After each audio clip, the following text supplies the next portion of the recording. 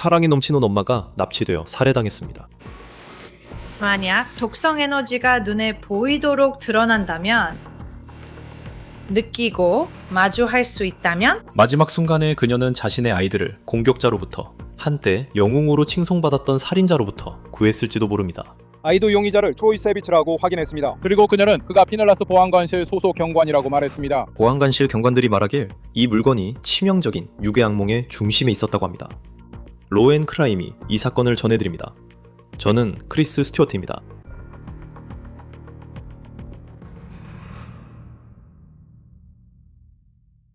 지금 바로 온라인에서 맨디 패클러라는 이름을 검색해보면 그녀의 죽음을 이해하지 못해 힘들어하는 사람들의 소셜미디어 게시글이 계속해서 올라오는 것을 볼 수 있습니다. 사람들은 그녀가 훌륭한 엄마였고 좋은 친구였으며 모두를 위해 항상 곁에 있어준 사람이었다고 말합니다. 그리고 보안관실 경관들은 그녀가 마지막 순간까지도 자녀들을 보호하려는 모성 본능을 보였다고 말합니다. 그리고 그 아이들 역시 이 이야기의 영웅입니다. 질투는 어리석은 거예요. 그건 말 그대로 누군가가 내가 원하는 것을 가지고 있다는 이유로 그 사람을 미워하는 거니까요. 이것은 우리가 맨디의 소셜미디어에서 찾은 영상입니다. 그녀는 인생 조언이나 이런 영상을 공유하는 것을 정말 좋아했죠. 맨디는 플로리다주의 파스코 카운티, 즉 멋진 걸프 코스트 지역에 살고 있었습니다. 그리고 이것이 그녀가 딸들과 함께 찍은 사진입니다. 그녀는 아이들을 정말 사랑했어요. 그녀의 인생 전체가 딸들을 중심으로 돌아가는 엄마였죠. 여기 그녀가 딸 중 한 명과 함께 댄스 대회 같은 행사 준비를 하는 모습이 있습니다. 또 다른 영상에서는 뒷마당에서 정말 즐거운 시간을 보내고 있죠. 그 딸들은 이제 9살과 12살입니다. 그리고 그 아이들이 월요일 밤에 목격한 일은 말로 표현하기 어렵습니다. 엄마의 생명이 위험에 처했을 때 그 아이들이 해야 했던 일은 어떤 아이도 절대 겪어서는 안 되는 일입니다. 그 이야기를 하기 전에 저는 맨디의 생명을 앗아간 남자에 대해 이야기해야 합니다. 그는 보호자의 유니폼을 입었던 사람이지만 결국에는 그는 결코 그런 사람이 아니었습니다. 이 사람은 트로이 세비츠입니다. 그는 피넬라스 카운티 셰리프국에서 14년간 근무한 베테랑이었습니다. 그의 맨디와의 관계는 끝이 났습니다. 우리는 그가 그녀의 가족과 함께 있는 사진 몇 장을 발견했습니다. 그녀는 그에 대해 많은 것을 올리지는 않은 것 같습니다. 이 사진에서 그가 통로 건너편에 앉아있는 모습을 볼 수 있습니다. 모두 비행기에 타고 있는 모습입니다. 이제 우리는 최근 몇 년 동안 세비츠의 삶이 어땠는지에 대해서는 잘 모릅니다. 그가 여전히 피넬라스 카운티에서 현직으로 근무 중이었다는 것만 알고 있습니다. 그리고 그는 10여 년 전에 했던 일로 한때 영웅으로 칭송받았던 것으로 보입니다.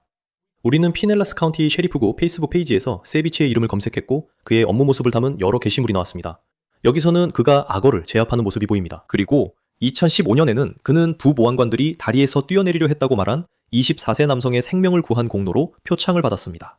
그는 이 연회에서 표창을 받았습니다. 여기서는 지역 매체 아이온TV가 유튜브에 올린 그 사건에 대한 뉴스 보도에 등장하는 세비츠의 모습입니다. 저와 다른 여러 명의 부보안관들이 그 지역에 출동했고 그때 우리는 그 사람들이 난간 위에 서 있는 것을 목격했습니다. 그 영웅적인 행동으로 인해 그는 실제로 템파베이 레이스 야구 경기에서 시구를 하게 되었습니다. 이 사진들은 PCSO가 페이스북에 올린 것이고 그들은 이렇게 썼습니다. 우리는 세비츠 부보안관이 자랑스럽습니다. 모범적인 공무원이 되어주셔서 감사합니다. 그리고 그로부터 10년이 넘는 시간이 지난 후 그렇게 지역사회를 지켜 영웅으로 칭송받았던 그 부보안관이 살인범이 되었습니다. 같은 일을 하는 사람들이 막으려 했던 사람이었습니다. 부보안관들은 월요일 저녁 5시 30분쯤 맨디와 두 딸이 해변에서 하루를 보내고 집으로 돌아오고 있었다고 말합니다. 그리고 그들이 집에 도착했을 때 트로이 세비츠 부보안관이 그들을 기다리고 있었습니다. 그들은 피해자의 전 남자친구인 트로이 세비츠를 봅니다. 그는 허드슨에 있는 그들의 마당에 서 있었습니다. 트로이 세비츠와 피해자가 언쟁을 시작합니다. 트로이는 자신의 TV를 돌려받고 싶어 했던 것으로 보입니다. 그의 물건 몇 가지를 두고 분쟁이 있었던 것 같습니다. 피해자는 그 후 자신의 아이들을 향해 몸을 돌립니다. 그리고 사실 그녀는 먼저 911에 전화하려고 시도합니다. 어느 순간 트로이가 그녀의 손에서 전화를 빼앗아서 그녀는 911에 전화할 수 없게 됩니다. 피해자는 그 후 아이들에게 안으로 들어가서 911에 전화하라고 말합니다. 아이들은 실제로 그렇게 합니다. 이것은 파스코 카운티 보안관이 이 끔찍한 상황이 끝난 후 폭스 13 템파베이 보도에 따르면 언론에 브리핑하는 모습입니다.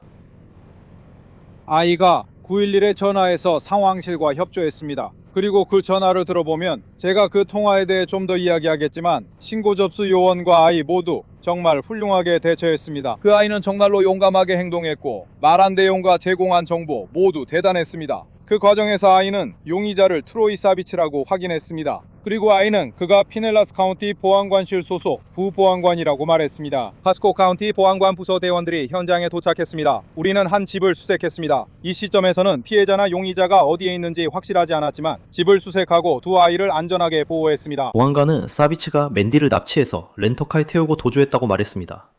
여러 카운티의 법 집행 기관들이 너무 늦기 전에 맨디를 찾기 위해 수색을 시작했습니다. 그리고 안타깝게도 그날 밤 7시쯤 그들이 발견한 것은 이것이었습니다.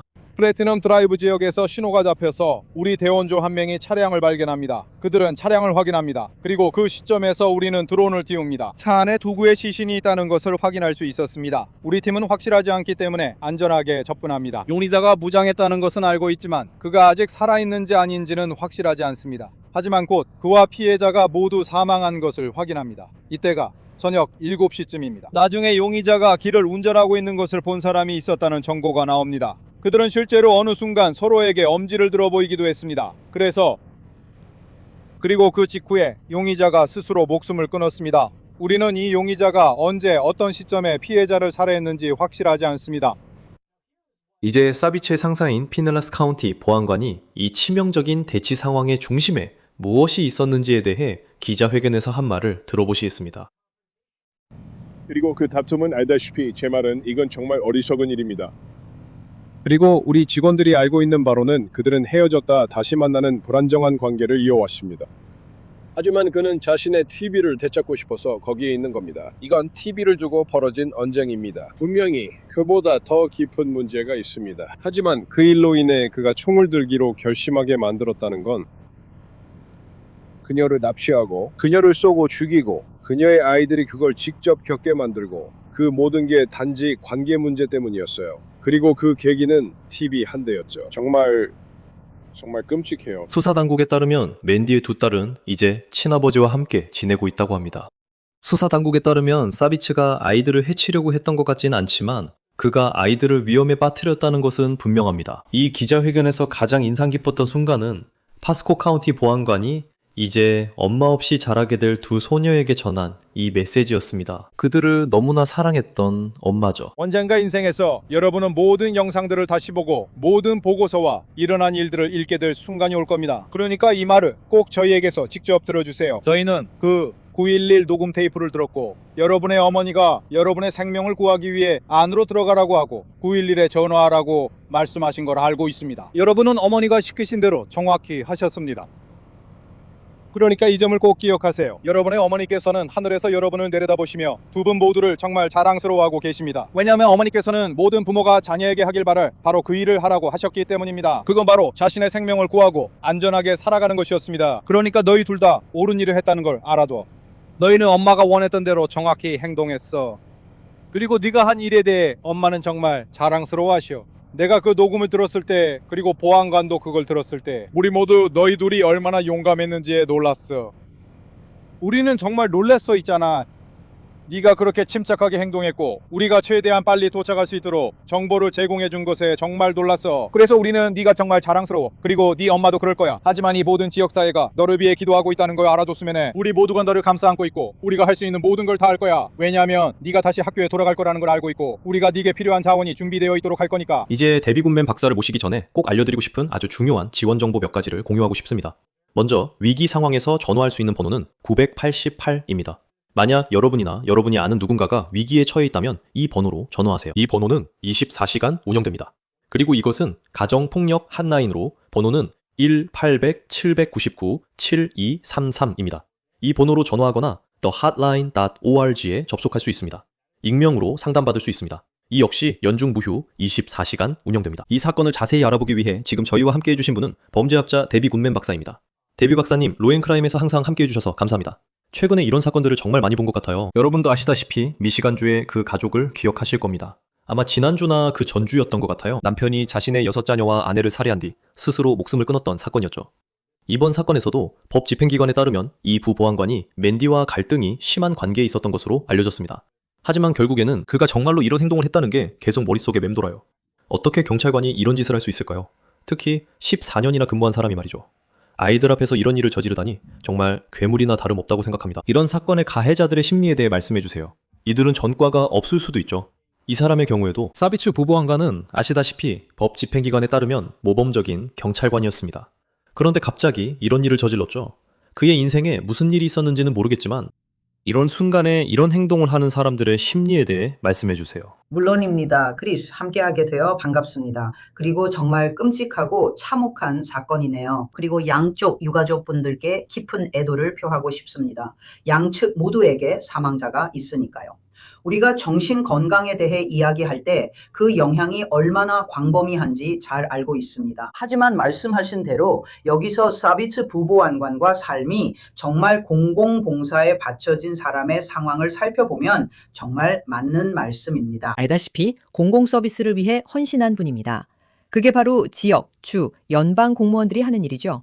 그들은 특히 트라우마가 있는 시기에 다른 사람들을 돕습니다. 그런데도 그가 이런 끔찍하고 치명적인 결정을 내리기까지 겪었을 그의 트라우마를 생각하면 참 아이러니합니다. 그래서 우리가 살인범에 대해 이야기할 때 우리는 커버거나 화오빈 같은 사람들, 그리고 그들이 남긴 참혹함과 절망을 떠올리게 됩니다.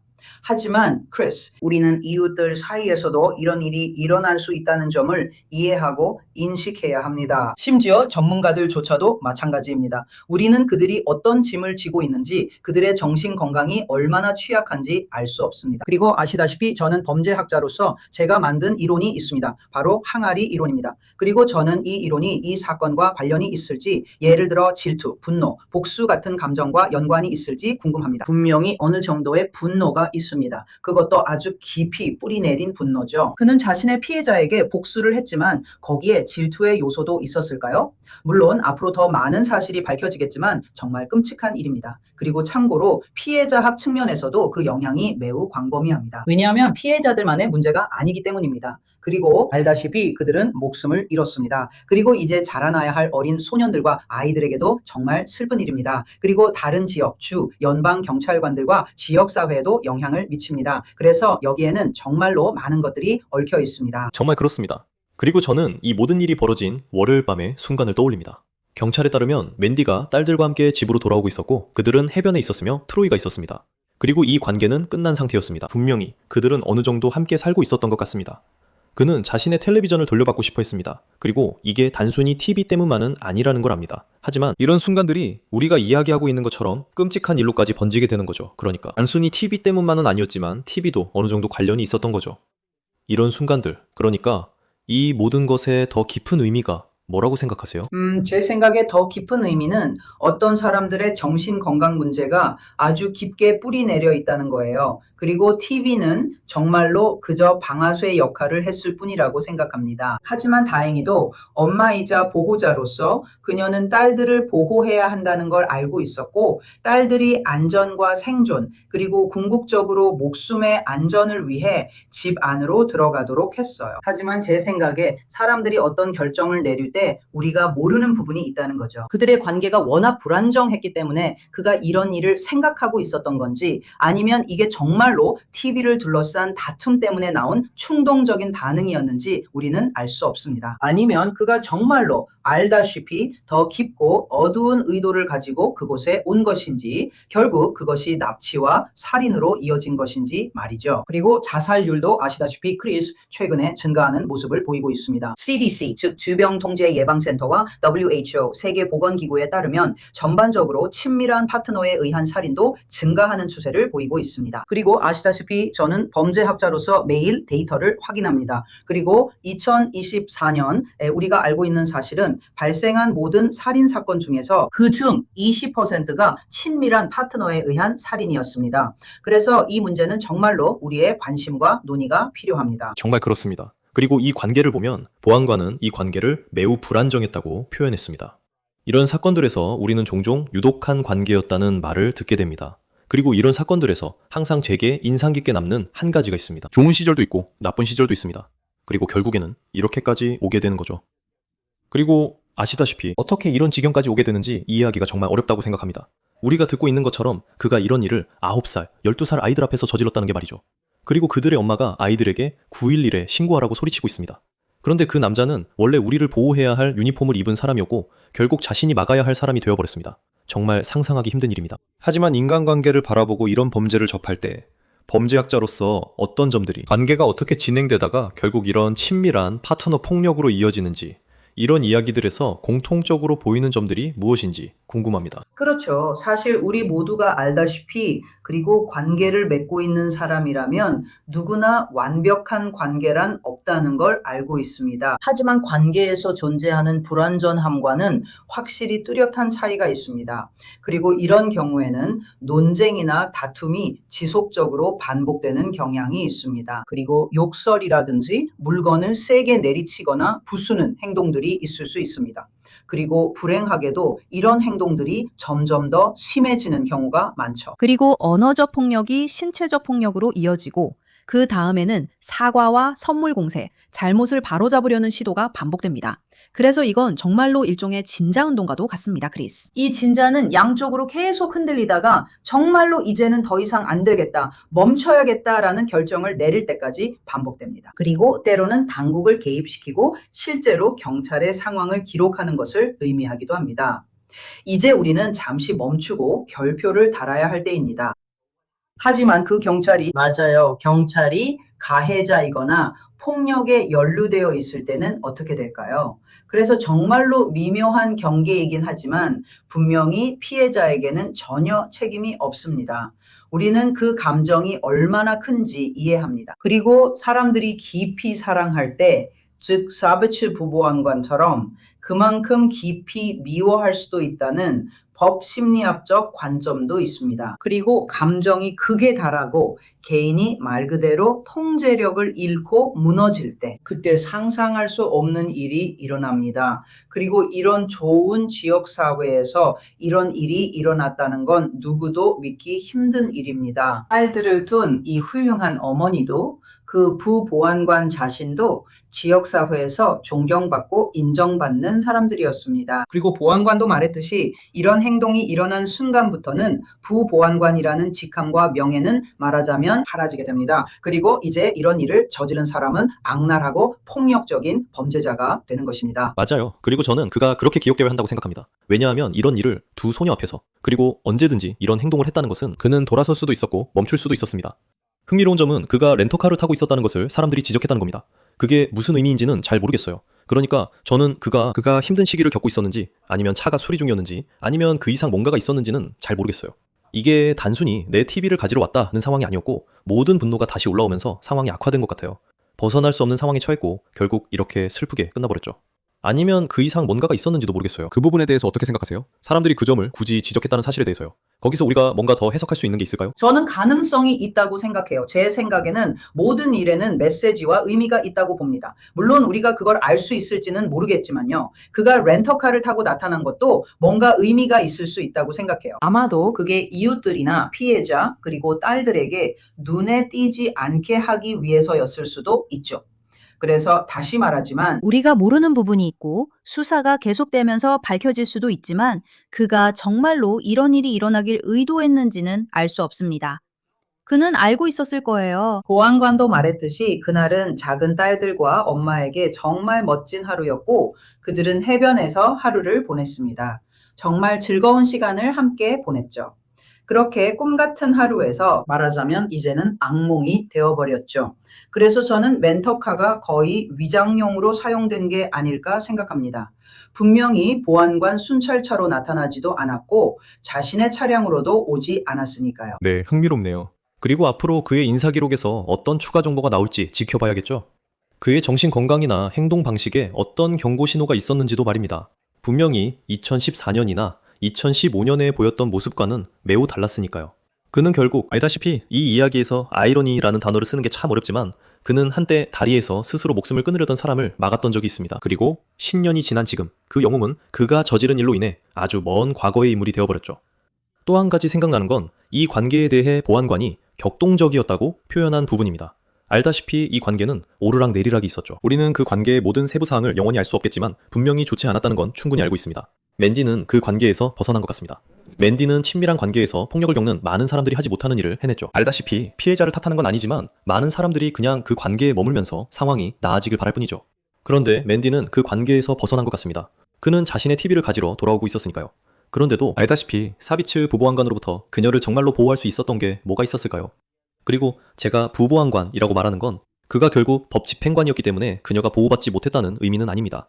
그냥 그는 여전히 밖에 있었다는 거죠. 이런 경우에는 관계에 갇혀 있는 사람이 아니라 용기를 내서 벗어난 사람이 오히려 이런 일을 겪는 경우가 얼마나 자주 있는지 아시나요?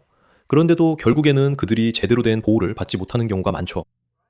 맞아요. 정말 중요한 지적이에요. 그리고 크리스, 이런 순간에는 관계의 여정, 시작점, 그리고 점점 혼란스러워지는 시점이 있는 것 같아요.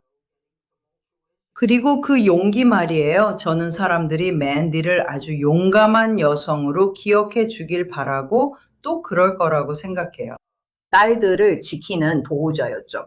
하지만 통계적으로도 그리고 안타깝게도 관계가 끝나갈 때쯤 가장 큰 폭력이 일어나는 경우가 많다는 걸 우리는 알고 있어요. 그리고 여기서도 그걸 볼 수 있죠. 하지만 다시 말씀드리지만 우리는 피해자를 비난하고 싶지 않아요. 왜냐하면 그녀는 옳은 선택을 했으니까요. 하지만 시청자분들이 다양한 지원 자원에 대해 잘 알고 계셔야 한다는 점도 꼭 말씀드리고 싶어요. 그리고 자살에 대한 문제도 있죠. 저희는 전국 핫라인 988번이 있습니다. 그리고 혹시라도 누군가가 자해를 생각하고 있다면 꼭 도움을 받으시길 바랍니다. 또는 주변에 그런 분이 있다면 그분도 도움을 받게 해주시길 바랍니다. 그리고 크리스 씨도 아시다시피 전국 가정폭력 상담 전화도 있습니다. 이것 또한 매우 중요합니다. 번호는 1-800-799 그리고 SAFE, SAFE입니다. 그리고 SAFE는 7233에 해당합니다.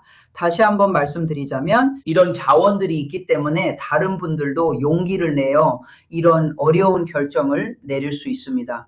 결국에는 생명을 구하는 결정이 되기를 바랍니다. 네, 그리고 이 경우에 그녀는 분명히 자신의 아이들을 위험에서 벗어나게 했습니다. 세비츠 부보안관이 도착했을 때 상황이 매우 심각하고 치명적인 수준으로 악화됐죠.